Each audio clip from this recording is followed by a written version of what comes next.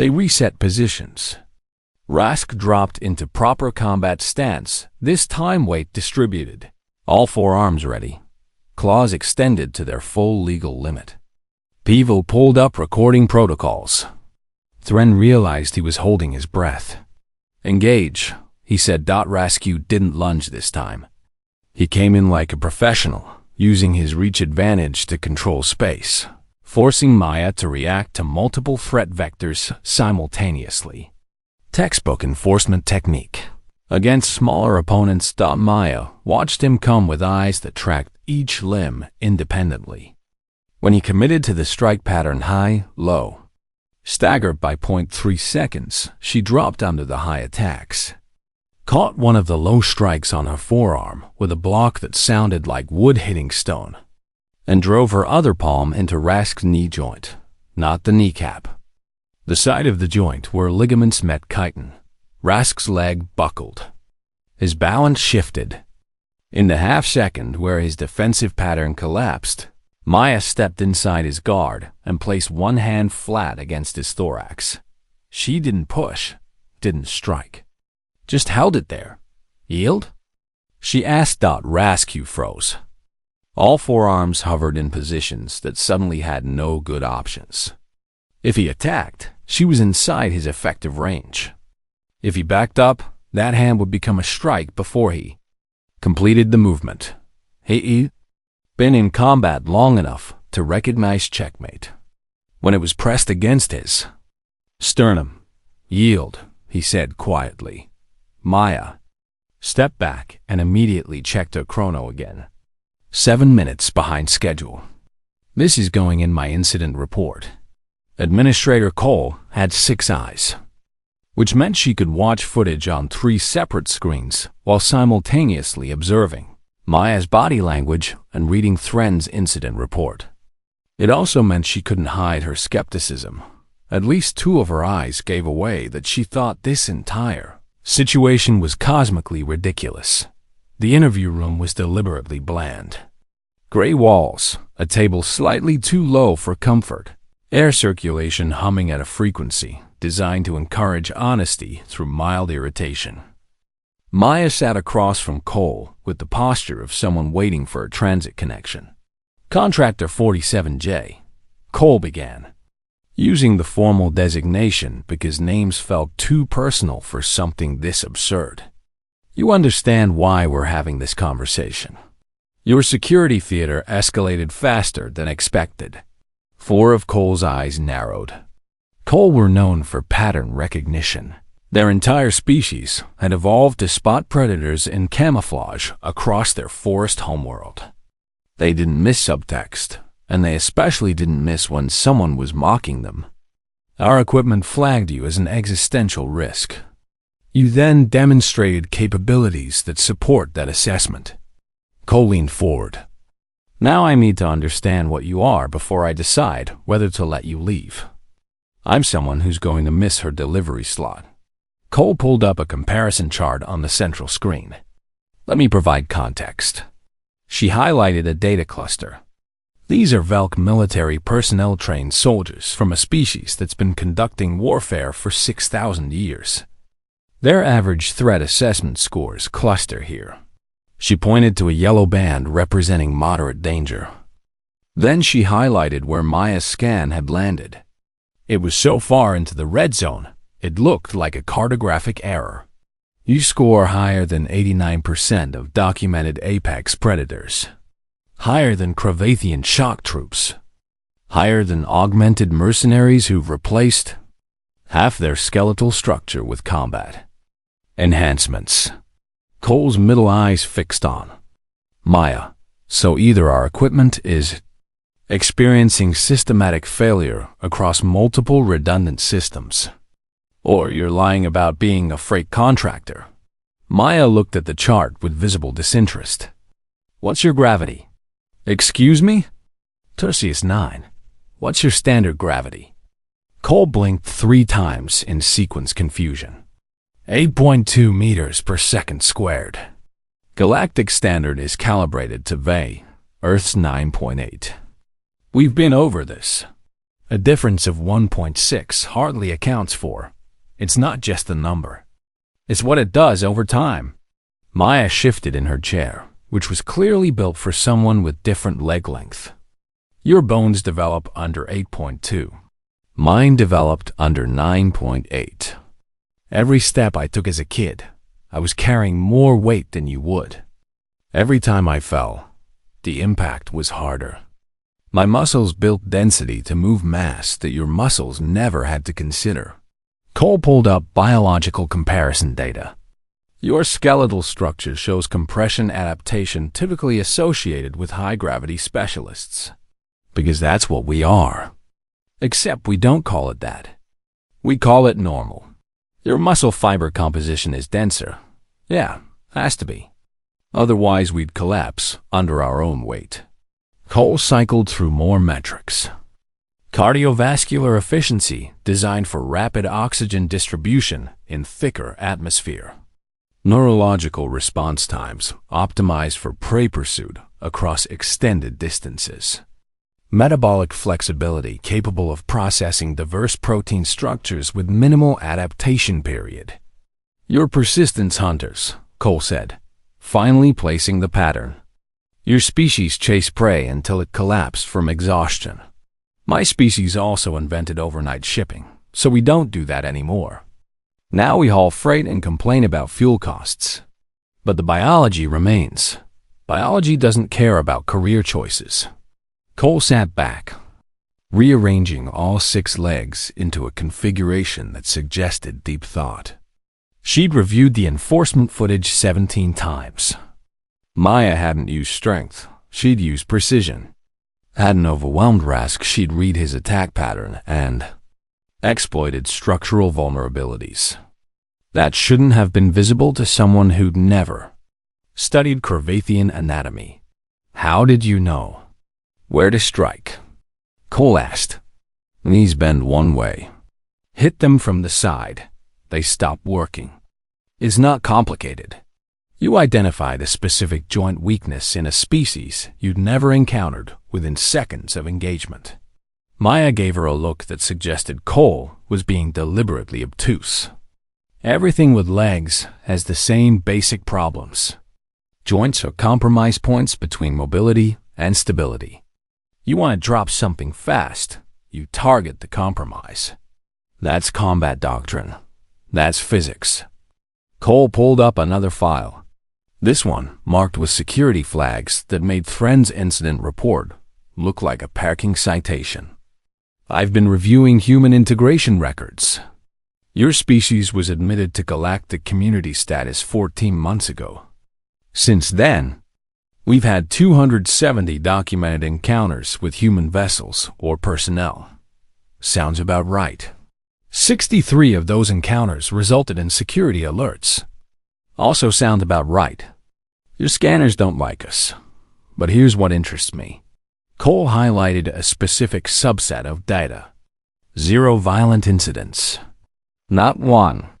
Despite repeated assessments suggesting imminent threat, humans have initiated exactly 0 hostile actions. Maya smiled for the first time, sharp and tired. Maybe your machine's measuring the wrong thing. Explain. You're measuring capacity. What we can do. How much force we can generate. How fast we can move. She tapped the table, not hard, just enough to make a point. But you're not measuring choice. Cole felt something click into place. The scanner isn't wrong, she said slowly. You are dangerous. Sure, but I'm choosing not to be every single day. Maya stood, apparently deciding the interview was over regardless of Cole's opinion. Look, I get it. You've built a nice civilization here. Low gravity, manageable predator levels. Species that evolved to cooperate more than compete. She moved toward the door. Then we show up, heavy world endurance hunters, built to chase things until they die. Your equipment correctly identifies that we're walking nightmare fuel. So, what do we do about it? Cole asked. You let me deliver my adhesive. I file my flight plan for the next station, and everyone goes home having learned that biology isn't destiny. Maya paused at the door. But if it helps, you could ask your machine what it thinks happens if it keeps delaying my shipment. Is that a threat? It's a reminder that I charge late fees. She checked her chrono one more time, and they compound daily. Cole watched her leave, then pulled up one final data point, the question she'd been avoiding because the answer terrified her. She opened a secure channel to Earth's Colonial Administrative Database, found military registration records, cross-referenced against Maya's biological baseline. The comparison made her wish she'd chosen a different career. Human military personnel, actual trained soldiers, not freight contractors' registered threat levels that pushed the scanner's maximum threshold. Their augmented special operations units didn't register at all. The equipment literally couldn't process them as biological entities because the readings suggested weapons platforms, not people. Cole closed the file and made a note in her report. Recommend immediate recalibration of all Velk bioscan units to account for human baseline physiology. Current threat assessment parameters are accurate but functionally useless. Then she added a second note. This one flagged for intelligence distribution. Further recommend diplomatic caution. Humans are not hostile, but we should probably avoid making them become so. She sent both files upstream and tried not to think about what 11 billion of these creatures meant for a galaxy that had been measuring danger. Wrong the entire time. The adhesive got delivered on time. Barely. The scanner had 3 settings: clear, caution, and evacuate immediately. Maya Torres had triggered a 4th no one knew existed. She stood in the checkpoint bay with her arms raised, steel-toed boots planted on deck plating that had seen better decades. Gray coveralls hung loose on her frame, cargo pockets stuffed with data ships and protein bars. The overhead lights reflected off her dark hair, pulled back in a practical bun that suggested efficiency over style. The Velk officer security lead Thren, according to his nameplate, stared at his display like it had personally insulted his entire bloodline. The scanner pulsed crimson, bathing the checkpoint in what looked like emergency lighting. Run it again, Thren said. Voice tight. His subordinate, a younger Velk named Peevil, tapped the controls with trembling fingers. His neck frill twitched nervously. The scanner hummed, recalibrated, and delivered the same verdict with mechanical certainty. Critical threat level. Maximum biological hazard. Probability, 97.3%. Recommended action. Immediate containment. Maya lowered her arms without permission. This is the 4th scan. Your machine's broken. The Velk Bioscan Mark 7 doesn't malfunction, Thren replied, though it sounded more like prayer than conviction. It's used in 214 systems. Great. Then I'm a galaxy-ending plague carrier, and you should probably space me. She pulled a datapad from her pocket. Or you could check my manifest and let me make my delivery window. Thren's frill flared purple annoyance mixing with confusion. The problem wasn't that she looked dangerous. The problem was that she looked like the opposite of dangerous. Maybe 5.5 feet tall, if you were generous. No visible weapons, no augments, no tactical gear. Her posture suggested the greatest threat she posed was filing a formal complaint. What are you hauling? Thren asked carefully. Industrial adhesive. The boring kind for hull plating. Maya held up a datapad. I've got receipts, chain of custody documentation, and a buyer on Tertius 9 who's going to dock my pay if I'm late. Peevil was already pulling up her manifest. Data populated across his screen shipping records, so mundane they could cure insomnia. Freight origin, Earth Industrial Zone, Sector 12. Peevil read aloud. Contents, bonding compound, grade 7, non-reactive. 14 previous inspections, all clear. He looked up. Her paperwork is legitimate. Cargo matches declared contents. Thren looked back at the scanner. Still red. Still screaming. When did you last eat? He asked. Maya blinked. What? Consume food? The The scanner checks metabolic rates, toxin production, digestive chemistry. I had a protein bar 3 hours ago. She crossed her arms. Want me to describe it in detail, or can we skip to the part where you realize this is absurd? Thren pulled up her biometric data and immediately regretted it. Bone density, 53% above galactic baseline.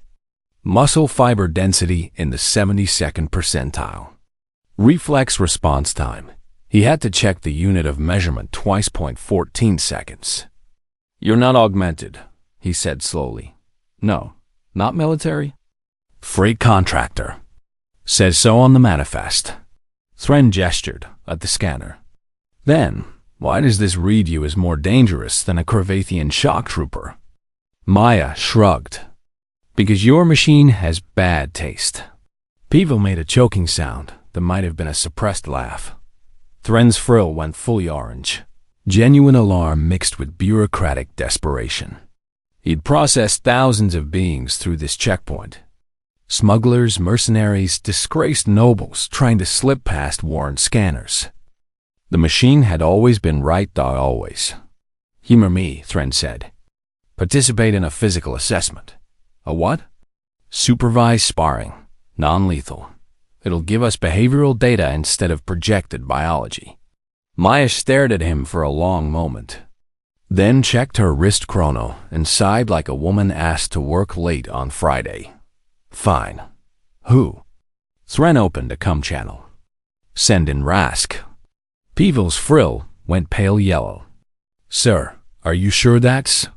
It's protocol, Thren said with absolutely no confidence. The door at the far end opened. What walked through wasn't so much a person as a biological statement. Rask stood 7 feet tall, covered in chitinous plating that looked like it could deflect small arms fire. 4 arms, each ending in serrated claws, filed down for station duty, but still capable of coring an apple from across the room. Corvathian enforcers were apex predators from a high-gravity moon where everything either killed you or died trying. Rask looked at the scanner readout, then at Maya, then back at Thren. This is the threat? Apparently. His mandibles clicked amusement, maybe. I've seen bigger threats in my hatchling pools. Maya didn't look impressed or intimidated. She looked like she was calculating overtime charges. We doing this or what? The sparring zone occupied the corner of the checkpoint padded flooring designed for testing. Physical compliance of uncooperative detainees. Maya walked into it like she was heading to a mailbox. Rask followed with the easy confidence of someone who'd never lost a sanctioned bout. They faced each other. The scanner somehow managed to pulse brighter. Non-lethal contact, Thren announced.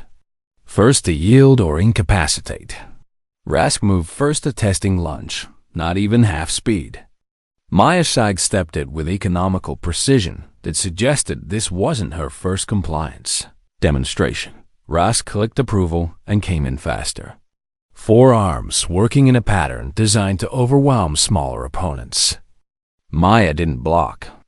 She ducked under the first strike, leaned away from the second, and then almost casually planted one boot into Rask's center mass and pushed on. It wasn't a kick. Just a firm suggestion that Rask reconsider his position. The Corvathian flew backward 6 feet and hit the wall with a sound like a gong being struck. The room went silent except for the scanner, which somehow found new depths of red to display. Maya lowered her leg and checked her chrono again. Can I go now? Rask peeled himself off the wall with the careful movements of someone reassessing their life choices. His mandibles worked soundlessly for 3 full seconds before he found words. What was that? Maya looked genuinely confused. You came at me. I moved you. Moved? Rask tested his thorax plating where her boot had connected. No cracks, but the impact point had left a visible depression. That was moving? Would you prefer a technical breakdown? Because I've got a schedule. Thren watched his entire understanding of threat assessment crumble in real time. Enforcement logs showed Rask had subdued armed insurgents, handlebar fights involving species twice his mass, and once stopped a cargo loader gone rogue. He'd never been put down in under 2 seconds by something that barely came up to his secondary shoulder joints. Sir, Pivo ventured. Protocol says if the initial assessment is inconclusive. I know what protocol says. Thren pulled up combat metrics the sparring zone had recorded. Impact force 2,000 pounds per square inch. Reaction time from Rask's first movement to counteraction 0.09 seconds. Estimated strength output 62% of human maximum capacity. That last bit made his frill invert entirely. 62%? He said aloud because maybe hearing it would make it make sense. Maya had moved to the edge of the zone, like she was waiting for detention to end. Look, I pulled it. He's fine. Can we move past the part where you pretend this means something? Pulled it, Rask repeated. He'd managed to stand fully upright now, though his usual confident posture had acquired new wariness. You held back. You think I was trying to put you through the hull? It's a compliance demonstration. She gestured at him. I complied. Thren made a decision that would probably end his career, but might save his sanity. Again, everyone looked at him. Sir? Pivo said. I need to see it again. Rask, full engagement this time. Don't test. Commit. Rask's mandibles clicked in what was definitely not amusement now. You want me to actually fight her? I want you to treat her like the scanner says she should be treated. Maya crossed her arms. And if I put your enforcer in medical? Then the scanner's vindicated. And we all learned something valuable about Earth export regulations. She considered this with the expression of someone calculating whether assault charges were worth avoiding a late fee. Fine, but I'm filing for hazard compensation. Maya cleared Tertius 9's traffic control with the kind of tight-lipped efficiency that suggested she'd be writing a very specific complaint to someone's supervisor. She logged her next destination and vanished into the transit lanes like she'd never been there at all. 3 days after, Maya Torres left Tertius 9. The reports reached Velk Security Central's Threat Assessment Division. Senior Analyst Corvin had been reviewing xenobiological data for 12 years. He'd seen species that could breathe vacuum, organisms that communicated through quantum entanglement, even a sentient gas cloud that had somehow learned to operate spacecraft controls. He'd never seen a species file that made him want to retire early. Run this again, he told his assistant, a young Valk named Jerry's, whose career ambitions were about to be thoroughly recalibrated. Jerry's pulled up the comparison matrices. Human baseline physiology versus galactic standard. The numbers populated across his screen in clusters of red. It's accurate, sir. I verified it against medical records from 15 human colony worlds, cross-referenced with Earth's own biological databases. The data is consistent. Corvin stared at the numbers. Humans weren't just stronger than most spacefaring species. They were stronger than 72% of them. Faster reflexes than 68%. Better endurance than 91%.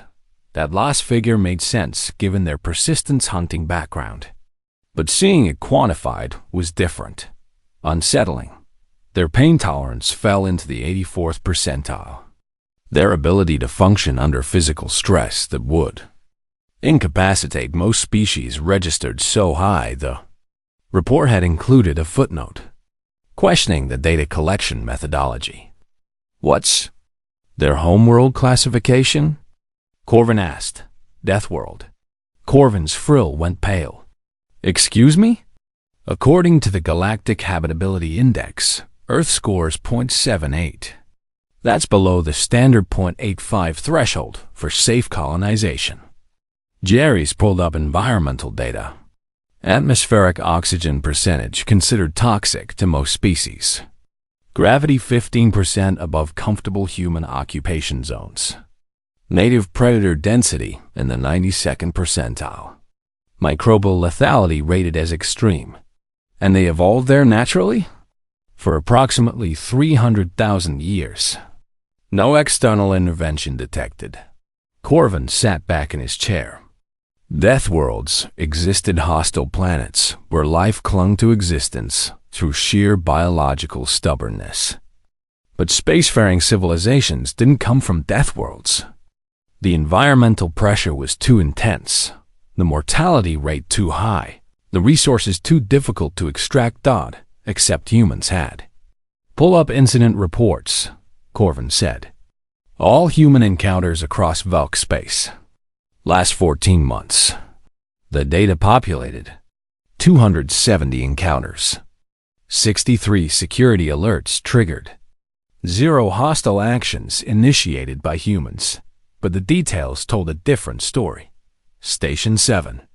Human freight worker accidentally crushed cargo handling equipment by applying normal force. Equipment rated for species up to twice human mass. Worker apologized profusely and offered to pay for damages. Colony. World Hesperus. Human child won youth athletic competition. Officials disqualified her assuming performance enhancement. Medical scan confirmed no augmentation. Child was 9 years old. Research outpost Kepler.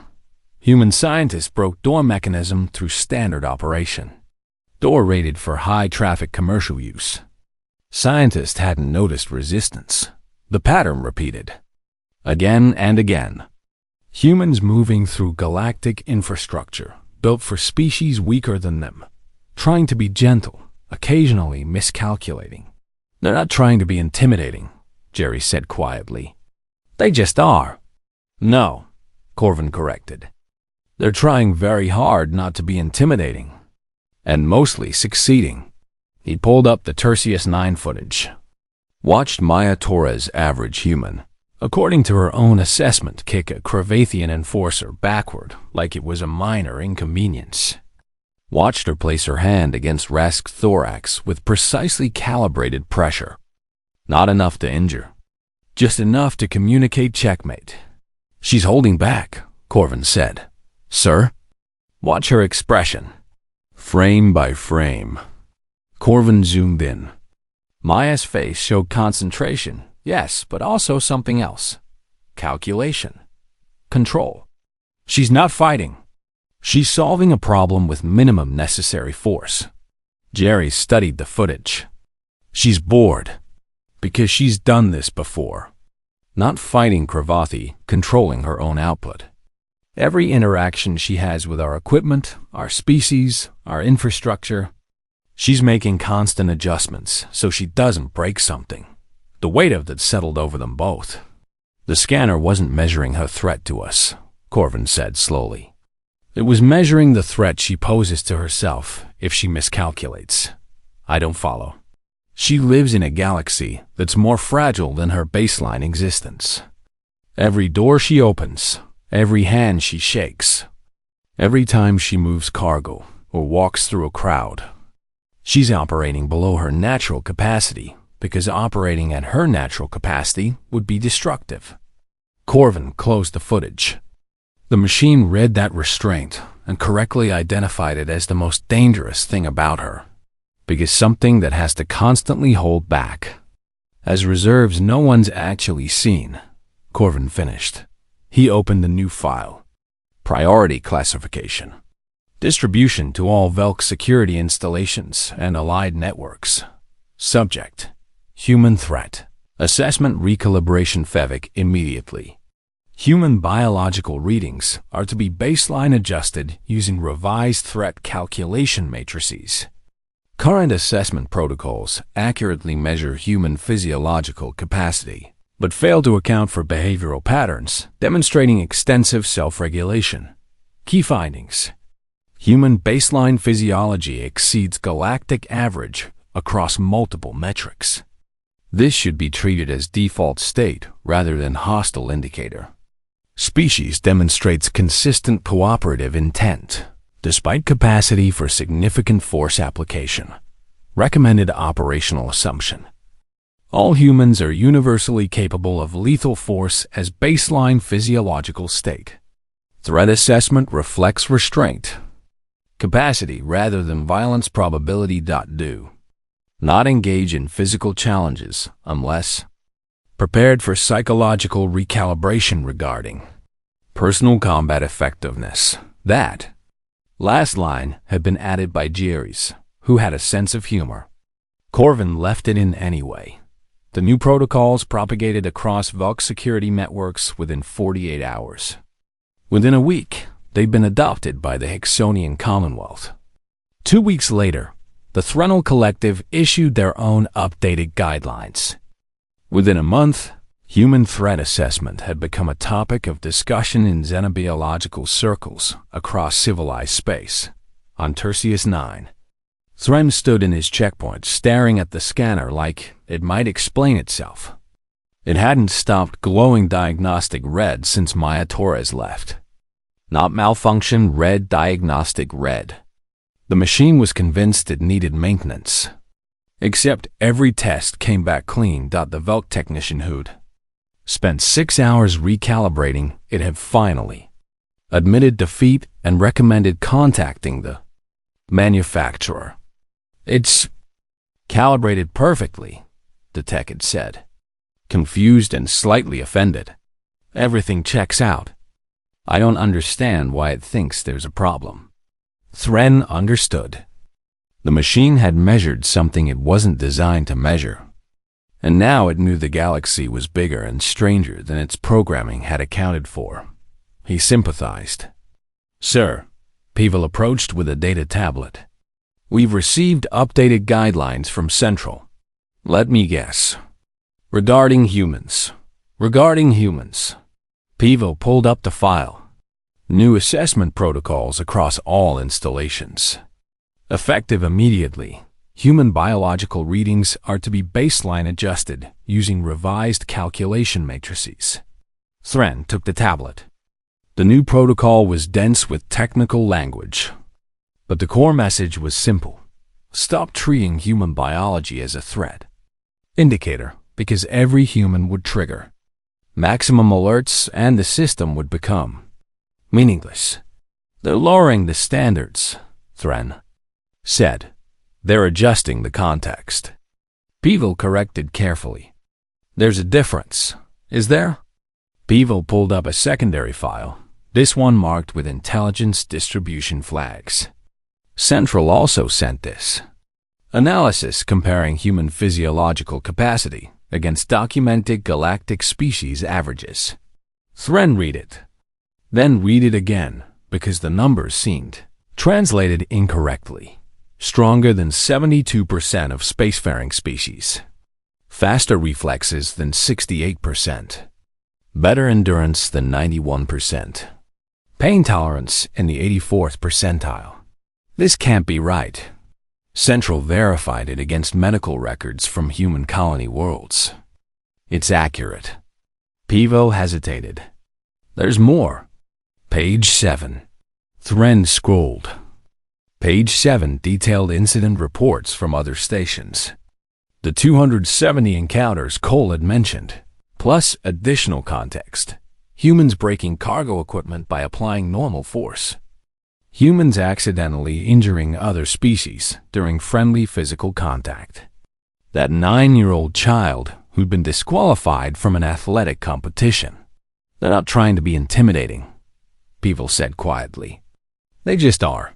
Thren thought about Maya Torres, who hauled adhesive and kicked Crevathian enforcers backward like it was a minor inconvenience.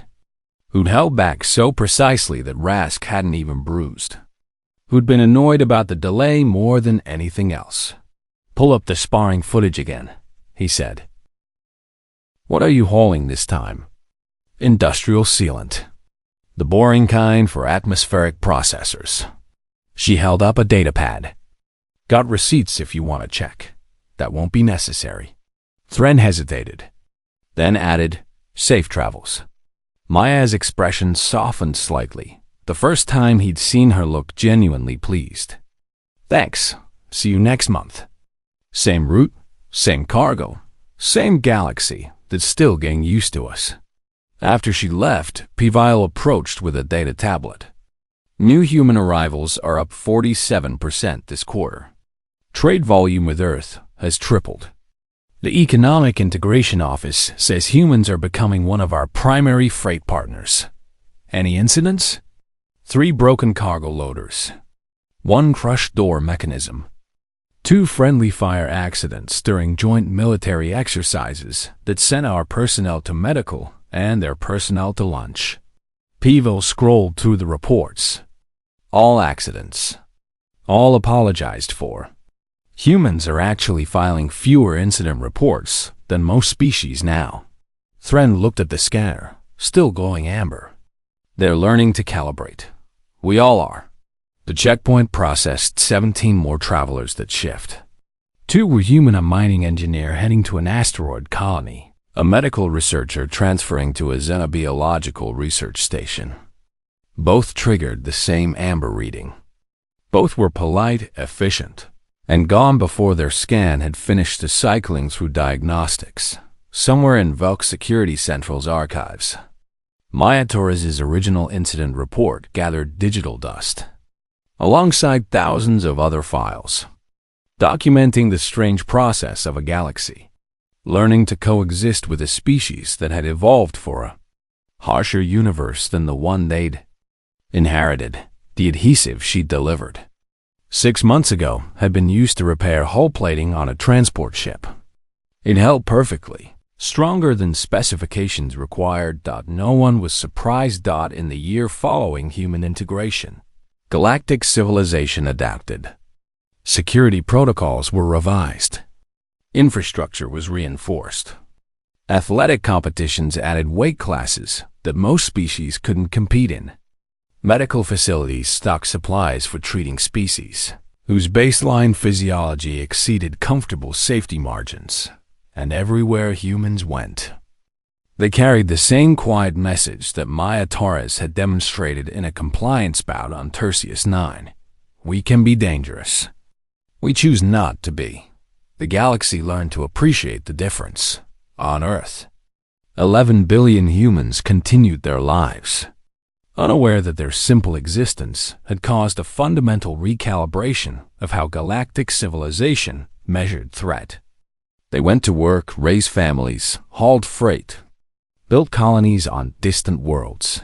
They remained, as Maya had said, average, and the galaxy learned to be grateful for that. Because if average humans could kick champions backward and ask when the scanner would admit they were the real risk, if average humans could hold back precisely enough to disable without destroying, to defend without dominating, to cooperate despite being built for conquest, then the galaxy had found something rarer than any exotic mineral or advanced technology. It had found a species that understood the weight of restraint and chose to carry it anyway.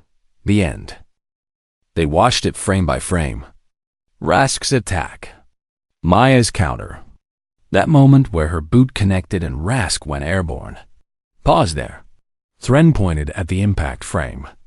What's her expression? Pivo zoomed in.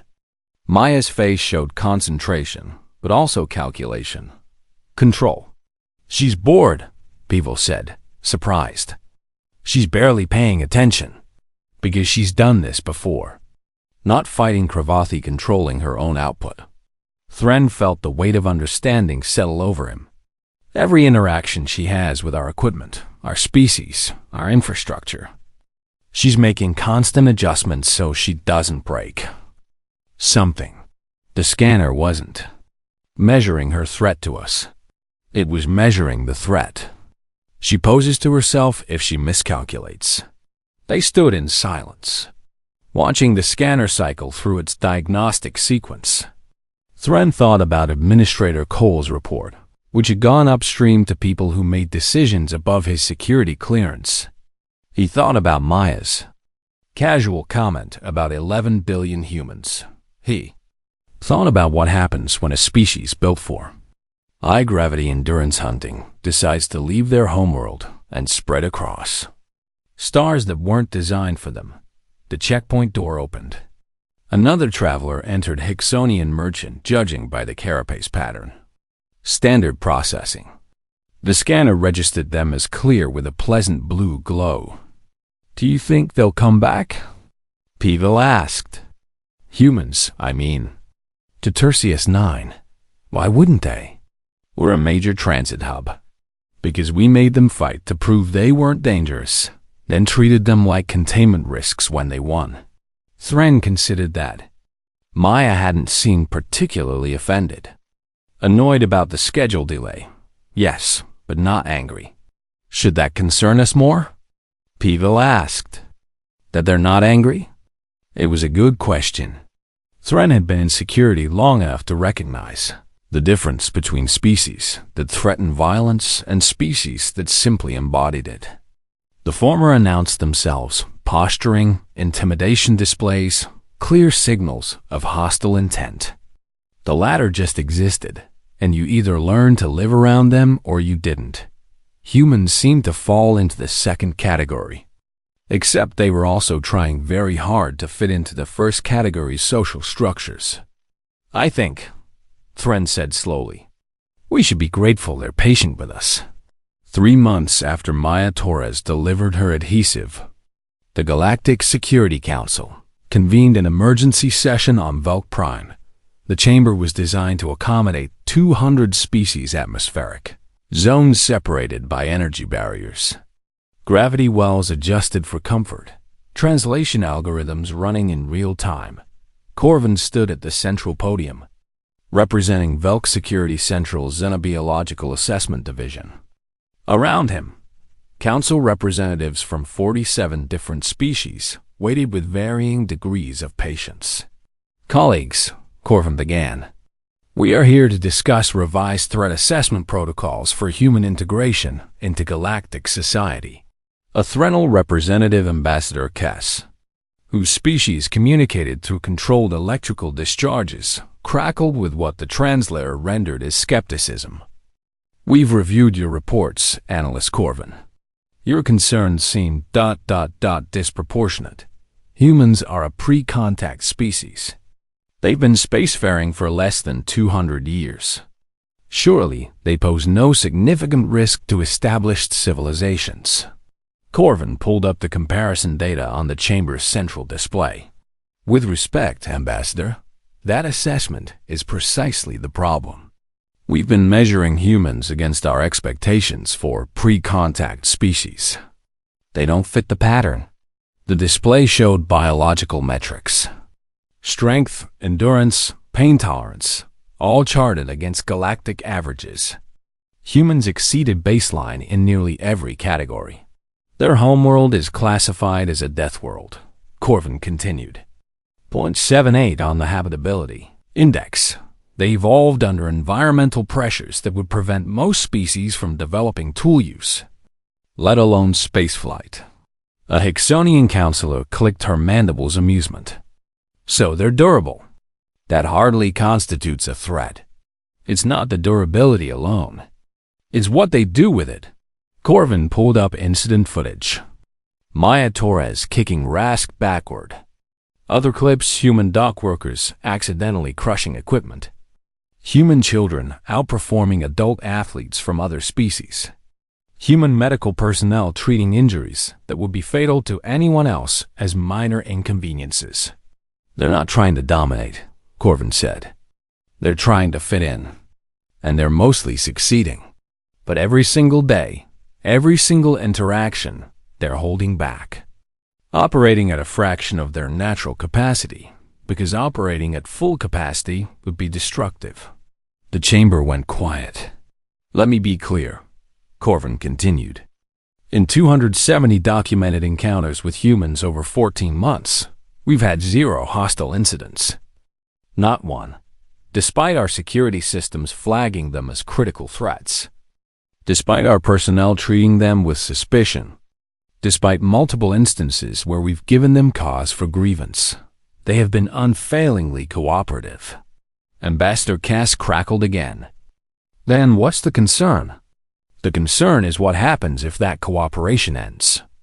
Corvin pulled up the final piece of data: military assessment from Earth's own databases, shared through diplomatic channels. Human military personnel register threat levels that exceed our scanner's maximum thresholds. Their special operations units literally cannot be processed by standard bioscan equipment because the readings suggest weapons platforms, not biological entities. He paused. And those are just the ones we know about. Earth has a population of 11 billion. We don't know how many are trained for combat. We don't know their full military capacity. We don't even know if they consider what we've seen as their military capacity. The Hicksonian counselor had stopped clicking with amusement. You're suggesting they're a potential invasion force. No, I'm suggesting we need to ensure they never become one. Corvin closed the display. Every species in this chamber evolved to fit into galactic civilization. We developed in environments that taught us cooperation, compromise, trade. Humans evolved to survive. They learned cooperation later as a strategy, and they're very good at it. But it's not their default state. He gestured to the data still hanging in the chamber's air. Their default state is persistence, endurance, outlasting threats until those threats stop being threats. They didn't build spaceships because they wanted to explore. They built them because they'd conquered everything else on their planet and needed new challenges. What are you proposing? Cass asked. Full diplomatic integration. Immediate. No probationary period, no restricted zones, no second-class citizenship status. We bring them into the galactic community as equals right now, before they decide they don't need our permission. The chamber erupted in overlapping objections. Corvin waited for the translation algorithms to catch up, then continued. We have a choice. We can treat humans as the dangerous species they biologically are, subject them to restrictions and oversight, and teach them that galactic civilization sees them as threats to be contained. Or we can recognize that they're already showing us who they want to be: freight contractors, scientists, colonists, traders, and help them become that. They've had 0 hostile incidents, Corvin repeated, despite every reason we've given them to be hostile. That speaks to something deeper than biology. That speaks to choice. And right now, they're choosing to be part of our civilization. He met the eyes or eye equivalents of representatives around the chamber. I propose we choose to let them. The vote took 3 hours. It passed by a narrow margin. Within a week, the Galactic Council issued Proclamation 774, full integration status for Earth and all human colonies. Equal trade rights, unrestricted travel, diplomatic representation, and protection under galactic law. The humans, when informed, responded with what Ambassador Cass would later describe as characteristic understatement. They thanked the Council politely and went back to hauling freight. 6 months after Proclamation 774, Maya Torres returned to Tertius 9. Thren saw her enter the checkpoint and felt something between relief and resignation. The scanner, which had been recalibrated according to the new protocols, registered her presence with a calm amber glow that meant high-risk baseline standard human. Maya walked up to his station with the same tired efficiency she'd shown before. Same gray coveralls, same steel-toed boots, same expression suggesting she was mentally calculating shipping costs. Let me guess, she said, looking at the amber display. Your machine still thinks I'm going to kill everyone. The machine thinks you could kill everyone, Thren corrected. There's a difference. Maya laughed sharp and familiar. Yeah, there really is. Thren approved her clearance without additional assessment. Maya collected her documentation, nodded thanks, and continued toward the docking bays. Contractor Torres, Thren called after her. She paused, turned,